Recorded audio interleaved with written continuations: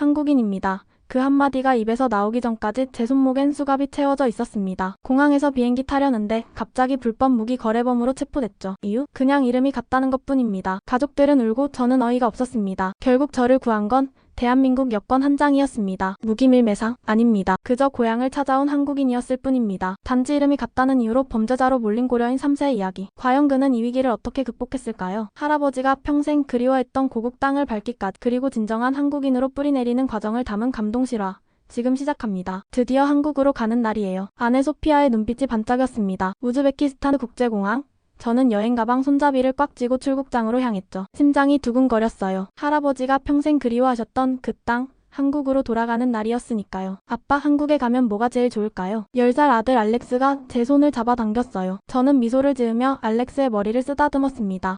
한국에는 네가 좋아하는 게 정말 많을 거야. 맛있는 음식도 있고 친절한 사람들도 만날 수 있고. 사실 저도 한국에 대해 직접 경험한 건 없었어요. 할아버지의 이야기와 책, 드라마로만 알고 있었죠. 고려인 3세인 저에게 한국은 꿈의 나라였습니다. 5년 전부터 국적 회복을 위한 서류 작업을 시작했고 드디어 오늘 한국행 비행기를 탈 수 있게 된 거예요. 김태호 씨 여권 검사를 마치셨으니 이제 탑승 게이트로 가시면 됩니다. 출국 심사대를 통과하고 몇 걸음 옮겼을 때였어요. 갑자기 뒤에서 누군가 제 어깨를 강하게 붙잡았습니다. 잠깐만요. 뒤돌아보니 공항 보안 요원 2명이 저를 노려보고 있었어요. 그들의 표정이 심상치 않았죠. 김태호 씨 맞으십니까? 네, 맞습니다만. 무슨 일이신가요? 저희와 함께 가주셔야겠습니다. 당황스러웠어요. 아내 소피아가 불안한 표정으로 다가왔죠. 무슨 일이에요? 우리 비행기 곧 타야 하는데. 보안 요원은 소피아의 말을 무시하고 제 팔을 잡아 끌었습니다. 그때 뒤에서 더 많은 사람들이 나타났어요. 군복 같은 제복을 입은 경찰들이었죠. 김태호, 당신은 불법 무기 거래 혐의로 체포됩니다. 순간 귀가 먹먹해졌어요. 내가 뭘 잘못했다고? 불법 무기 거래라니? 말도 안 되는 소리였습니다. 무슨 말씀이신지. 저는 그런 적 없어요. 저는 그냥 한국으로 가려는 고려인일 뿐이에요. 하지만 경찰은 이미 제 손목에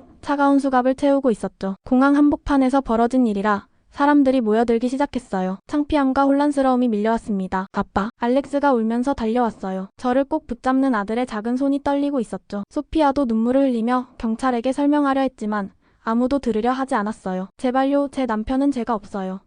우린 그냥 한국으로 가는 거예요. 소피아의 애원은 공허하게 울렸습니다. 경찰은 단호했어요. 증거가 있습니다. 조사를 받으셔야 합니다. 저는 알렉스에게 마지막으로 말했죠. 알렉스, 걱정하지 마. 아빠는 곧 돌아올 거야. 이건 오해야. 하지만 제 목소리가 떨렸어요. 정말 돌아올 수 있을까? 수년간 준비한 한국행이 이렇게 끝나버리는 걸까? 공항 한복판에서 수갑을 찬 채 끌려가는 저를 바라보는 아내와 아들의 눈물 어린 얼굴이 가슴을 찢었습니다. 경찰차에 실려 공항을 빠져나가는 순간 저는 이제 모든 게 끝났다고 생각했어요. 차창 밖으로 보이는 비행기가 점점 멀어져 갔죠. 그 비행기는 우리 가족을 태우고 한국으로 향했어야 했는데 제 가슴이 무너져 내렸습니다. 차가운 쇠의 감촉이 손목을 파고들었습니다. 공항에서 끌려온 뒤 저는 창문 하나 없는 좁은 조사실에 앉아 있었어요. 형광등 불빛이 제 얼굴을 날카롭게 비추는데 마치 죄인처럼 느껴졌죠. 마주 앉은 경찰관은 무표정한 얼굴로 서류만 뒤적이고 있었습니다. 김태호, 1978년 5월 15일생. 맞습니까? 네, 맞아요. 당신은 불법 무기 거래 혐의로 체포되었습니다. 저는 깊은 한숨을 내쉬며 대답했죠. 무기 거래라니 말도 안 됩니다. 저는 그런 짓을 한 적이 없어요. 경찰관의 입가에 비웃음이 번졌습니다. 모든 범죄자들이 하는 말이군요. 증거를 대보시죠. 증거라니요? 제가 무고하다는 증거를 제가 대야 합니까?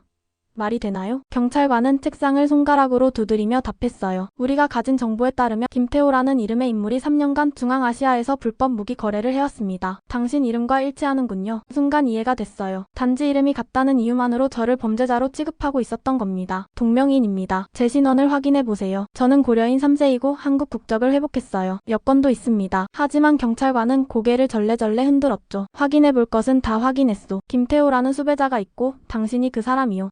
답답함이 목을 조여왔어요. 제 가방은 압수당한 상태였고 증명할 방법이 떠오르지 않았습니다. 그때 문득 생각이 스쳤죠. 한국 대사관에 연락해주세요. 그들이 제 신원을 확인해줄 수 있을 겁니다. 경찰관의 눈에 의심이 스쳤어요. 한국 대사관? 당신 같은 사람 때문에 그들이 움직일 것 같소? 그 말이 가슴을 찔렀습니다. 당신 같은 사람이라는 말에 숨겨진 경멸감이 느껴졌어요. 고려인으로서 늘 겪어왔던 소외감이 다시금 몰려왔죠. 우즈베키스탄에선 한국인이라 불렸고 한국에선 우즈베키스탄 사람으로 취급받았습니다. 정체성의 경계에 서 있는 사람들의 아픔을 이 경찰은 결코 이해하지 못할 거예요. 저는 한국인입니다. 정식으로 국적을 회복했어요. 대사관에서 확인해줄 겁니다. 목소리가 떨렸지만 단단히 마음을 먹었어요. 경찰관은 콧방귀를 끼며 비웃었습니다. 한국 정부가 당신 같은 사람 하나 때문에 움직일 거라 생각하나? 순진하군. 그 말에 가슴이 무너져 내렸어요. 맞아요.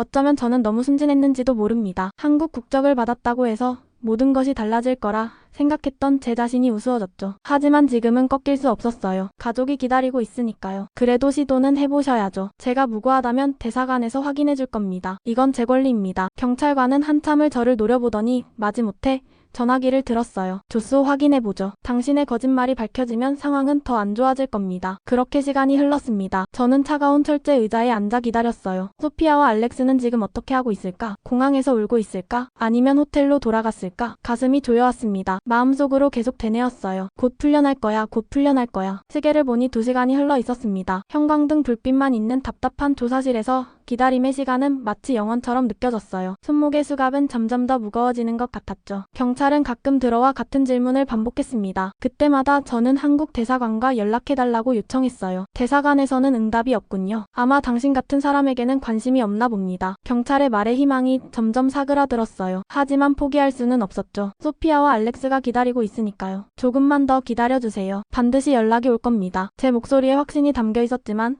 사실 저도 불안했습니다. 정말 한국 정부가 저 같은 사람을 신경 쓸까? 국적은 회복했지만 한국에 한 번도 가본 적 없는 저를 위해 움직여줄까? 의심이 파도처럼 밀려왔어요. 그때였습니다. 문이 갑자기 열리더니 아까보다 더 높은 계급의 경찰이 들어왔어요. 표정이 달라져 있었습니다. 김태호 씨, 대사관에서 연락이 왔습니다. 심장이 빠르게 뛰기 시작했죠. 경찰은 제 앞에 전화기를 놓았어요. 한국 대사관 영사부에서 확인했습니다. 김태호는 정식 한국 국적자이며 혐의 사실이 전혀 없음이 확인되었습니다. 즉시 석방하십시오. 전화기 너머로 들려오는 목소리는 단호했어요. 대사관 직원의 말투에서 저는 처음으로 든든함을 느꼈습니다. 그건 마치 너는 혼자가 아니다라고 말해주는 것 같았어요. 경찰은 당황한 기색이 역력했습니다. 제 신분증과 가방을 가져오라고 부하에게 지시했죠. 가방을 받자마자 저는 떨리는 손으로 그 안에서 가장 소중한 것을 꺼냈어요. 바로 파란색 표지의 대한민국 여권이었습니다. 이게 제 여권입니다. 테이블 위에 올려놓은 여권은 형광등 불빛 아래 선명하게 빛났어요. 경찰은 여권을 집어들고 페이지를 넘겨보더니 컴퓨터 화면과 대조했습니다. 그의 얼굴에 당혹감이 스쳐 지나갔어요. 김태호, 생년월일, 사진, 모든 정보가 일치했지만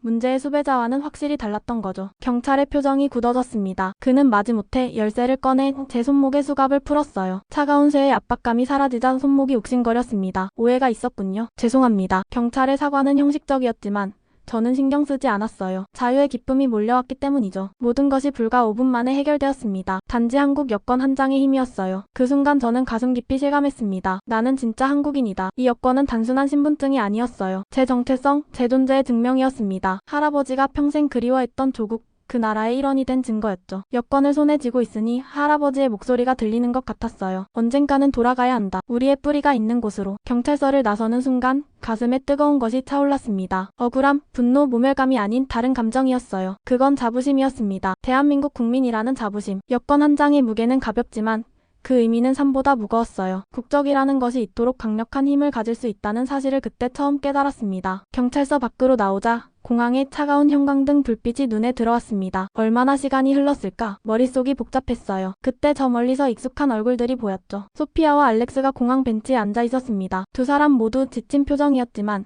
저를 발견하자마자 얼굴이 환해졌어요. 아빠. 알렉스가 먼저 알아챘습니다. 10살 아이의 작은 다리로 저를 향해 전력 질주하더니 품에 안겼어요. 아이의 온기가 전해지자 눈시울이 뜨거워졌죠. 소피아도 달려와 우리를 함께 껴안았습니다. 그녀의 눈에서는 눈물이 흘러내리고 있었어요. 괜찮아요? 무슨 일이 있었던 거예요? 소피아의 걱정 어린 목소리에 무슨 말을 해야 할지 몰랐습니다. 억울함, 분노, 그리고 마지막 순간의 자부심까지. 복잡한 감정을 어떻게 설명할 수 있을까요? 나중에 이야기할게. 지금은 비행기 티켓부터 확인해봐야 해. 다행히 항공사 직원들이 우리의 상황을 이해해 주었어요. 다음 비행기로 좌석을 변경해 주었죠. 몇 시간의 기다림 끝에 우리는 드디어 비행기에 탑승했습니다. 비행기가 이륙하는 순간 제 가슴이 뛰었어요. 이제 정말 한국으로 가는구나. 비행 끝에 인천국제공항에 도착했습니다. 비행기에서 내려 한국 땅을 밟는 순간 묘한 느낌이 들었어요. 낯설면서도 어딘가 익숙한 공기였습니다. 아마도 할아버지의 이야기를 통해 제 DNA에 새겨진 기억 같은 것이었을까요? 신기한 느낌이었죠. 여기가 한국이에요, 아빠? 알렉스가 호기심 가득한 눈으로 주변을 둘러보았어요. 소피아도 긴장한 듯 제 손을 꽉 잡았습니다. 우리 가족에게 모든 것이 새로웠어요. 공항의 깔끔함, 효율적인 시스템, 한글로 가득한 표지판들. 잠시 길을 잃은 듯한 기분이 들었죠. 그때 누군가 제 이름을 불렀습니다. 김태호 씨 맞으신가요? 돌아보니 단정한 옷차림의 젊은 여성이 서 있었어요. 네, 맞습니다만. 재외동포재단에서 나왔습니다. 대사관으로부터 연락받았어요. 공항에서 있었던 있었던 일에 대해 들었습니다. 놀라웠습니다. 모르는 사람이 저를 알아보다니. 그분은 우리를 안내하며 말을 이어갔어요. 고생 많으셨습니다. 김태호 씨 이제 진짜 고향에 오셨습니다. 그 말 한마디에 가슴이 뭉클해졌습니다. 진짜 고향. 할아버지께서 평생 그리워하셨던 그 땅. 3대 만에 돌아온 고향이었어요. 눈물이 차올랐지만 꾹 참았죠. 가족 앞에서 울고 싶지 않았으니까요. 담당자는 우리를 위해 임시거처와 정착지원 프로그램에 대해 설명해 주었습니다. 한국 정부가 고려인 동포들을 위해 마련한 제도였어요. 제가 타슈켄트에서 겪은 일을 듣고 특별히 신경 써주고 있다고 했죠. 그 순간 이번 일로 느꼈던 모든 고통과 불안이 씻겨 내려가는 기분이었습니다. 호텔로 향하는 차 안에서 창밖을 바라보았어요. 서울의 밤 풍경이 펼쳐졌죠. 반짝이는 네온사인, 높은 빌딩들, 분주하게 오가는 사람들. 모든 것이 새로웠지만 어딘가 가슴 깊은 곳에서는 친숙함이 느껴졌어요. 소피아는 제 손을 꼭 잡고 속삭였습니다. 우리 정말 여기서 살게 되는 거죠? 저는 고개를 끄덕였어요. 알렉스는 이미 창밖 풍경에 매료되어 있었습니다. 이제 우리 가족에게 새로운 삶이 시작되는 순간이었죠. 한국에 온 지 2달이 지났을 무렵 저는 인천의 한 자동차 부품 제조회사에 취직하게 되었습니다. 우즈베키스탄에서 기계공학을 전공했던 경력이 인정받은 덕분이었죠. 첫 출근날 가슴이 두근거렸어요. 오랜 꿈이었던 한국에서의 생활이 본격적으로 시작되는 순간이었으니까요. 김 과장님, 이쪽이 조립 라인입니다. 우리 회사의 핵심 부품을 생산하는 곳이죠. 공장장이 안내하는 생산 라인은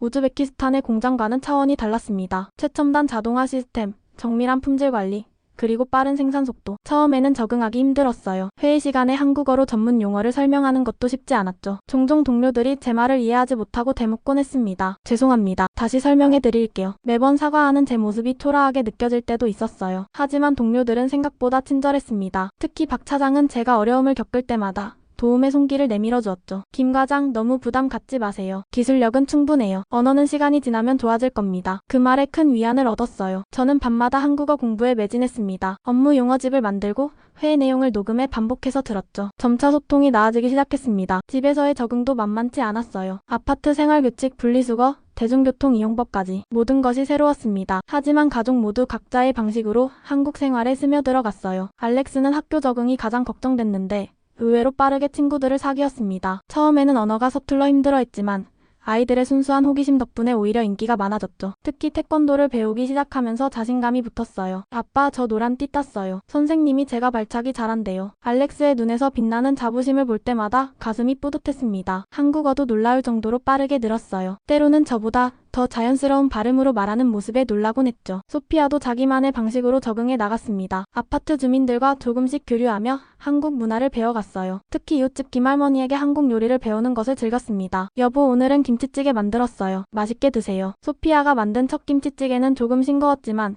그 정성이 느껴졌어요. 우리 가족의 식탁은 점점 한국 음식으로 채워져 갔습니다. 한국에 온 지 6개월 만에 우리는 첫 명절인 추석을 맞이했어요. 회사 동료들이 차례 지내는 법을 가르쳐 주었고 우리 가족은 비록 서툴지만 정성을 다해 차례상을 준비했습니다. 저를 올리는 동안 할아버지 생각이 났어요. 할아버지, 저희가 드디어 할아버지의 고향에서 제대로 된 명절을 보내고 있습니다. 명절 후 출근한 날 동료들이 연휴를 어떻게 보냈는지 물어보았어요. 저는 자랑스럽게 대답했습니다. 저희 가족은 처음으로 차례를 지냈어요. 비록 서툴렀지만 진짜 한국인이 된 것 같아 기뻤습니다. 동료들의 눈빛이 달라졌어요. 그들의 표정에서 인정과 존중이 느껴졌습니다. 그날 저녁 가족에게 말했어요. 우리는 단순한 이민자가 아니야. 진짜 한국인으로 살아가는 거야. 한국 생활이 2년쯤 지났을 때 삶은 어느 정도 안정되었습니다. 회사에서는 제 기술력을 인정받아 중요한 프로젝트를 맡게 됐고 소피아는 고려인 커뮤니티에서 러시아어 강사로 일하기 시작했죠. 알렉스는 이제 한국 아이들과 구분할 수 없을 만큼 한국어가 유창해졌어요. 겉으로 보기엔 모든 것이 완벽했지만 마음 한편에는 묘한 불편함이 자리 잡고 있었습니다. 어느 주말 안산에 있는 고려인 마을을 방문했어요. 그곳에서 본 풍경은 제 마음을 무겁게 했죠. 많은 고려인들이 여전히 언어 장벽, 일자리 부족, 문화 적응 문제로 힘겨운 나날을 보내고 있었거든요. 특히 한 할머니의 이야기가 가슴에 박혔습니다. 나는 한국에 오기 위해 15년을 기다렸어. 하지만 와보니 여기서도 외국인 취급이야. 내 뿌리가 여기 있는데. 그 말을 듣는 순간 제 머릿속에 의문이 떠올랐어요. 왜 모든 고려인이 나처럼 한국 국적을 쉽게 회복하고 정착하지 못하는 걸까?